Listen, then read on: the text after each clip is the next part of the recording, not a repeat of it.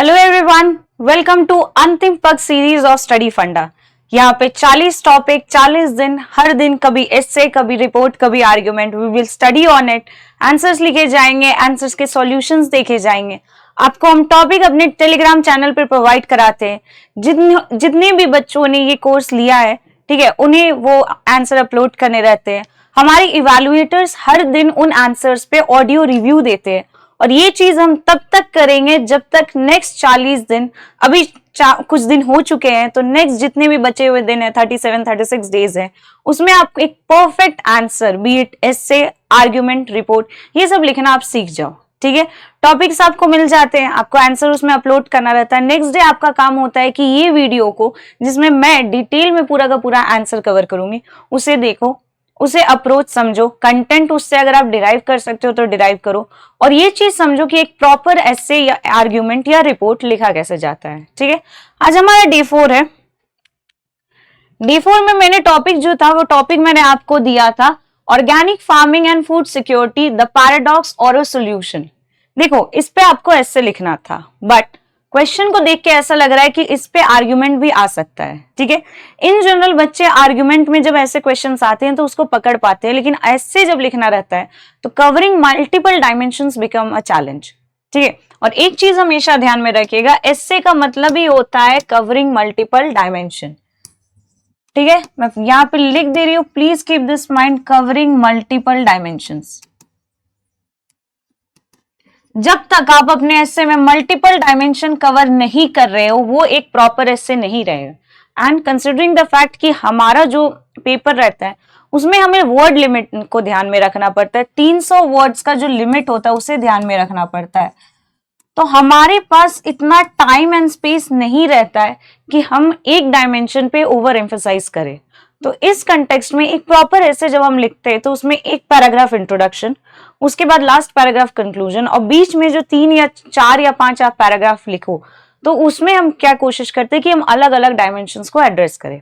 Now जब हम ये ऑर्गेनिक फार्मिंग पे लिख रहे हैं, पहली चीज तो मैंने कुछ पैटर्न देखा है। जो हमारा FLT होता है, फुल लेंथ टेस्ट जो होता है, ठीक है, हमारा संकल्प टेस्ट सीरीज चल रहा है, जितने भी लोगों को CAPF 2025 देना है उनके लिए हम टेस्ट सीरीज चला रहे, B it for paper 1, paper 2। जब मैंने पेपर 2 इवेल्युएट किया तो मैंने देखा कि बहुत बच्चे ऐसे के बीच में हेडिंग्स डाल देते हैं, ठीक है, फ्लो चार्ट डाल देते, डायग्राम्स डाल देते, मैप्स डाल देते। Please avoid doing this. ये सबका उतना रेलेवेंस एस्से में नहीं हो पाता। एस्से को आप सिंपली एक एडिटोरियल फॉर्मेट में लिखिए। ठीक है, और एक और चीज मुझे ये कहना है कि मैं हर बार बच्चों पे एम्फसाइज करती हूँ कि प्लीज अंडरलाइन द कीवर्ड्स, और बच्चे हर बार इस चीज को इग्नोर कर देते हैं कि कीवर्ड्स अंडरलाइन करना कितना इंपॉर्टेंट है। नाउ जस्ट इमेजिन कि मैंने आपको ये कंटेंट पढ़ने के लिए दिया है, ठीक है, अगर मैंने यहाँ पे अंडरलाइन नहीं किया है तो आपको ये जानने के लिए कि मैंने स्पेसिफिकली क्या लिखा है, आपको थोड़ा सा एफर्ट लगाना होगा। बट अगर मैंने कीवर्ड्स अंडरलाइन कर दिया, बी इट द कोट, या कोट किसने कहा है, मेन जो पॉपुलेशन एक्सप्लोजन, एनवायरमेंटल डिग्रेडेशन, ऐसे अगर मैंने कीवर्ड को अंडरलाइन कर दिया है ना, तो कीवर्ड हाईलाइट हो जाते हैं, और जैसे ही वो हाईलाइट हो जाते हैं तो जो भी इवैल्यूएटर है, बी इट यहाँ हो या आपका फाइनल पेपर जो है उसका जो इवैल्यूएट करेगा, उनके लिए कन्वीनियंस हो जाते हैं। तो ये बेसिक से कुछ चीजें हैं, डायमेंशंस कवर करना, कीवर्ड्स अंडरलाइन करना, हेडिंग्स नहीं देना, ठीक है, इन सारी चीजों पे आपको ध्यान देना होगा। मैं हर बार बताती हूँ कि जब भी हम लोग ऐसे लिखते हैं, पहला हमारा अप्रोच रहता है एक प्रॉपर इंट्रोडक्शन लिखना। And what is an introduction? Introduction first paragraph होता है जिसमें हम कोर थीम ऑफ एस्से को क्या करते हैं, इलैबोरेट करते हैं।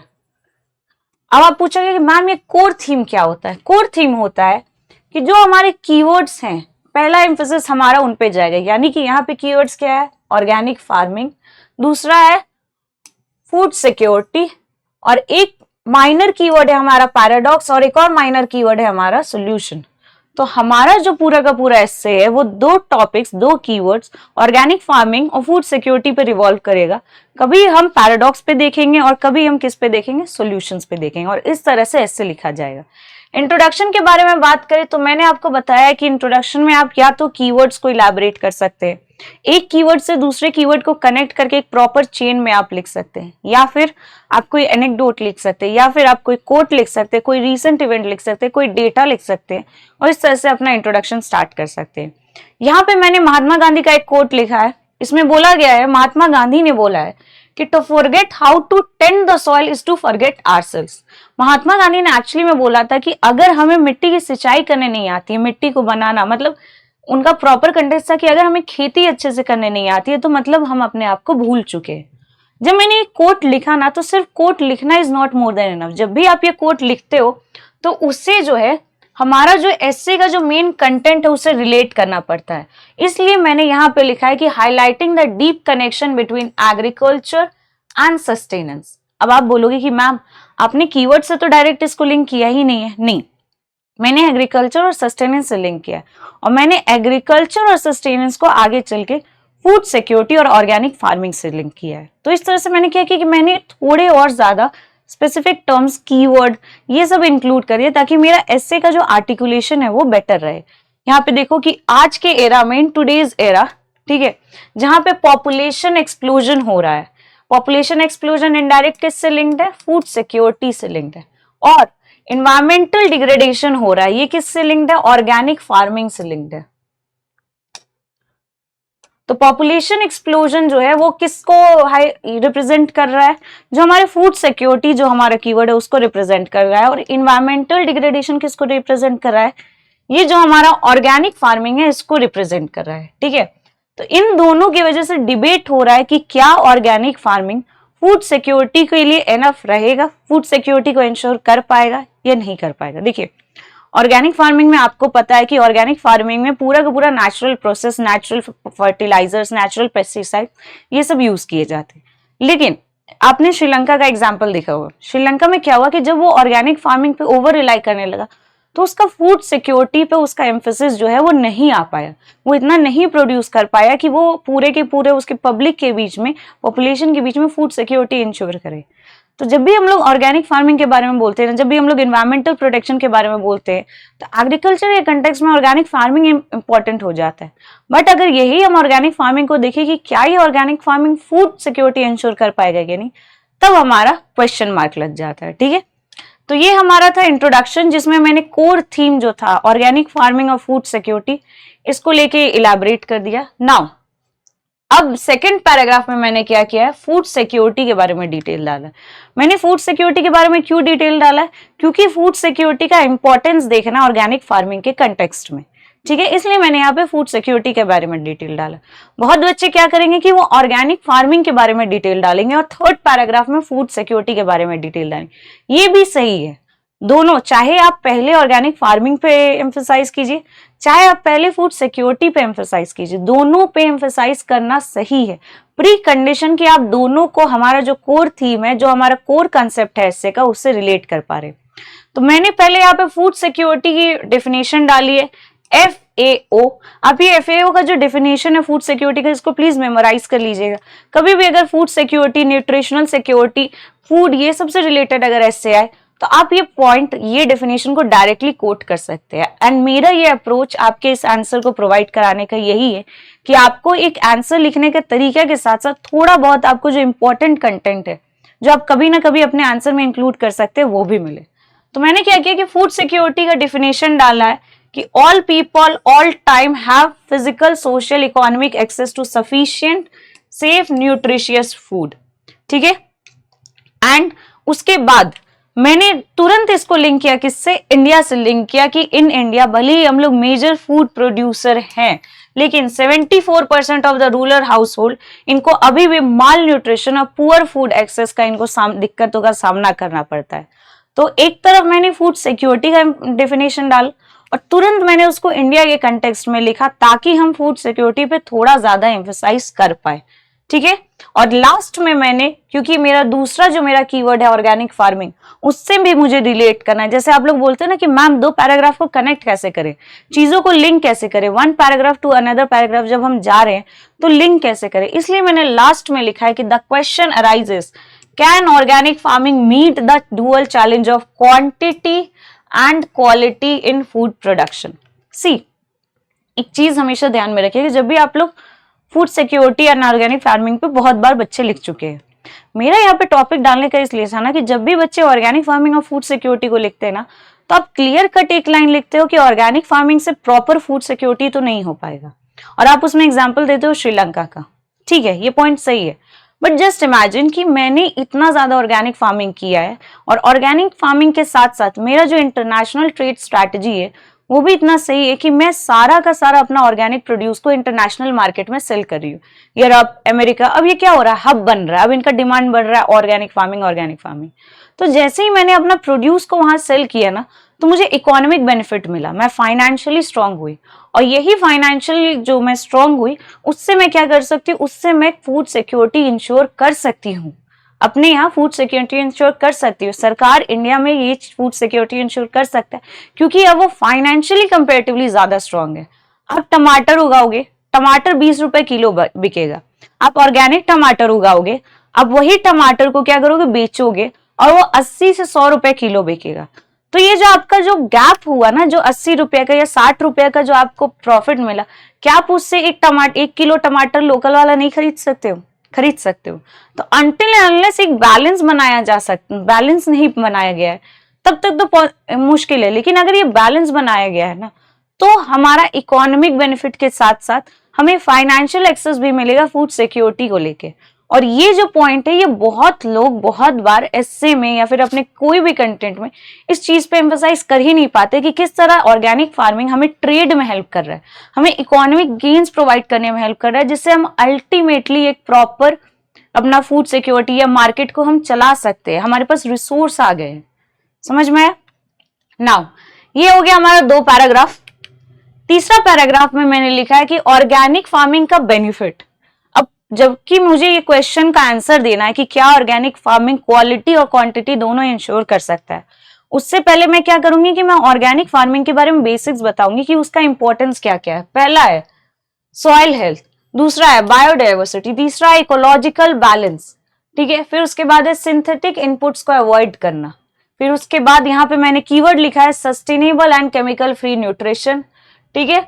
और फिर उसके बाद यहां तक लिखने के बाद अब मैं, क्योंकि मैंने ऑर्गेनिक फार्मिंग का बेनिफिट मेंशन कर दिया, तो अब मैं सेम पैराग्राफ में ऑर्गेनिक फार्मिंग का जो नेगेटिव इश्यूज है वो मैं मेंशन करूंगी। See what many students do is कि वो एक पैराग्राफ पूरा में ऑर्गेनिक फार्मिंग का बेनिफिट लिखते हैं, एक पैराग्राफ पूरा में ऑर्गेनिक फार्मिंग का नेगेटिव लिखेंगे, हार्म्स लिखेंगे।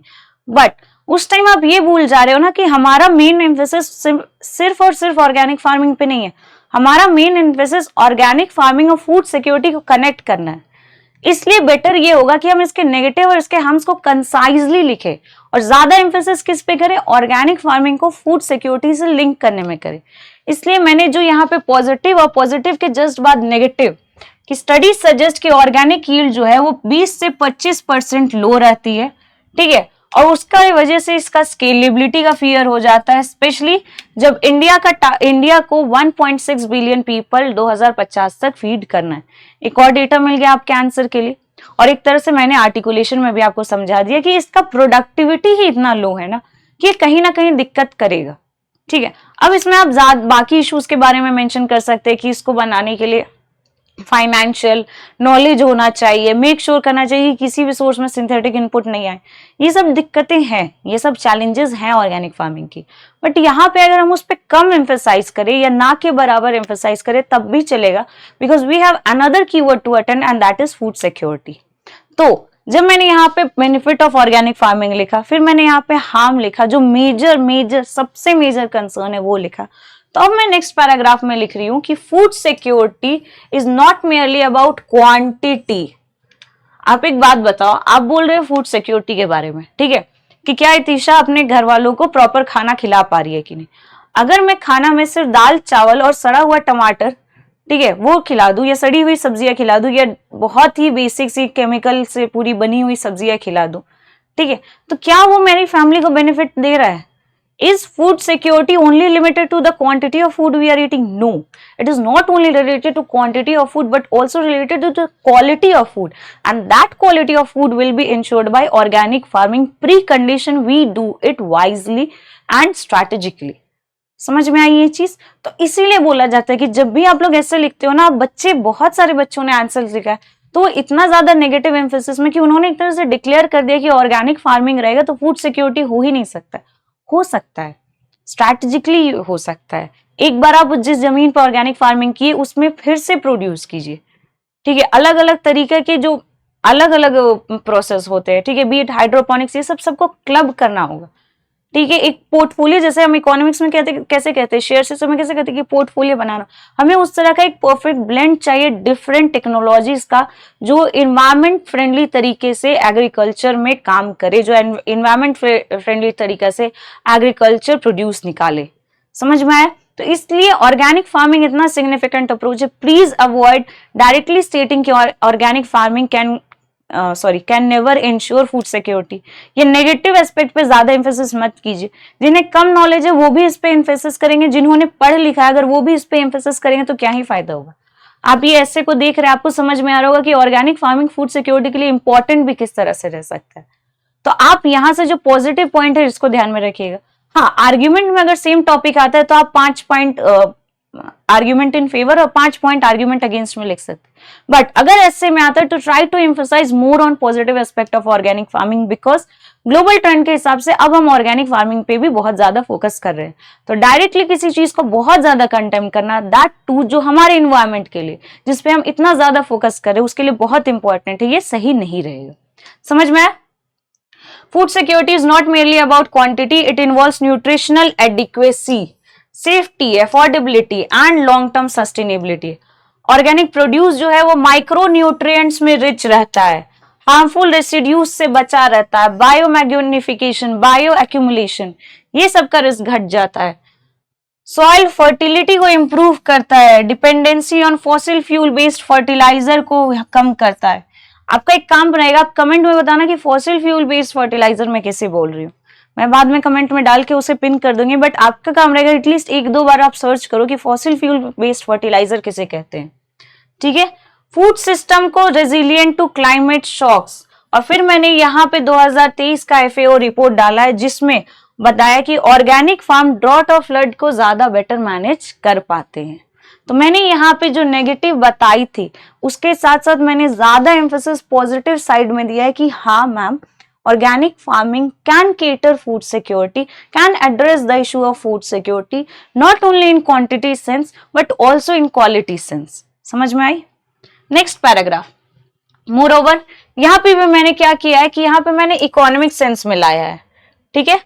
Small holders, tribal communities, Sikkim, Andhra Pradesh, ये सब बताया कि अगर कम्युनिटी बेस्ड ऑर्गेनिक फार्मिंग होगी तो इनकम कैसे बढ़ेगा, ठीक है। तो मैंने यहाँ पे input cost, local food availability, ये सब कैसे होगा, तो यहाँ पे मैंने जो पॉजिटिव सेंस है, इकोनॉमिक सेंस उसको लाया, और इसी पैराग्राफ में considering the word limit and considering the amount of content I have to write, क्योंकि मेरे पास एक्स्ट्रा पैराग्राफ नहीं होगा, तो इसी पैराग्राफ में मैंने कंसाइजली गवर्नमेंट इनिशिएटिव्स, प्रधानमंत्री PKVY और उसके साथ साथ organic mission organic value chain development, ये सबको भी मैंने नॉर्थ ईस्ट इंडिया, ठीक है, नॉर्थ ईस्ट रीजन, ये सबको मैंने अपने आंसर में क्या किया, इंक्लूड किया। तो गवर्नमेंट इनिशिएटिव्स हो गया, बेनिफिट हो गया, ऑर्गेनिक फार्मिंग कैसे फूड सिक्योरिटी को केटर कर सकता है वो हो गया, क्वेश्चन क्या है organic farming in context of food security वो हो गया। तो एक एक करके आप देखेंगे कि सारे डायमेंशन मैम ने मेंशन कर दिए हैं, और आपका ऐसे भी ऐसे ही लिखना होगा।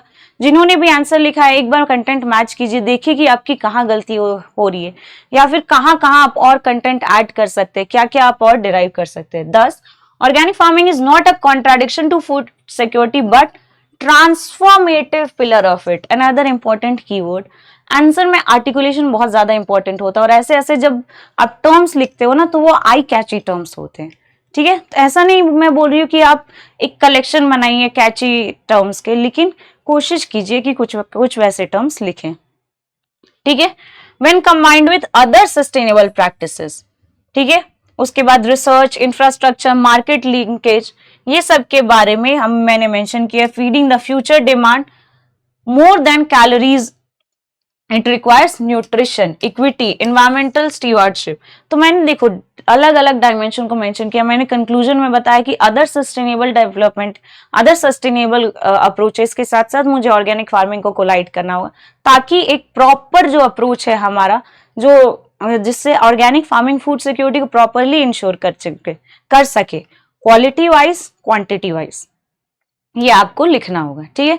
तो this is the way you right a proper answer. Thank you so much. कोई भी इशू है कमेंट में पूछिए, हमारे साथ जुड़िए हमारे अंतिम पग सीरीज में, and try your best, work really hard and crack this exam. Thank you so much.